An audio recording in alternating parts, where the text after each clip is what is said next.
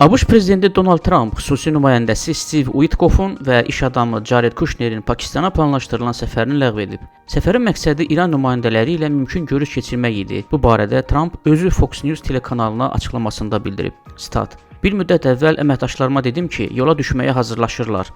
Sonra isə cavab verdim: xeyr, siz ora 18 saat uçmayacaqsınız. Bütün üstünlüklər bizim əlimizdədir. Onlar istənilən vaxt bizə zəng edə bilərlər. Amma siz artıq 18 saat uçub gedib orada boş söhbətlər etməyəcəksiniz." Statın sonu. Bu gün Əl-Həda telekanalı mənbələri istinad yazıb ki, İranın Xarici İşlər naziri Abbas Ərakçi Axios'un məlumatına görə ABŞ və İran nümayəndələri arasında danışıqlar aprelin 7-sində keçirilə bilərdi. Bu gün Ərakçi Pakistan rəhbərliyi ilə görüş keçirib. O vasitəçilərə ABŞ ilə münaqişənin nizamlanması məsələsində İranın hazırki mövqeyini izah edib. Həmçinin Vaşinqtonun tələblərinə Tehranın iradlarını təqdim edib. Görüşdən sonra İran naziri Pakistanı tərk edib. Tehran və Vaşinqton arasında əvvəlki təmaslar aprelin 11-də İslamabadda baş tutmuşdu. Tərəflər Hörmüz boğazında gəmiçilik qaydaları və İranın nüvə proqramı məsələsində razılığa gələ bilməmişdilər.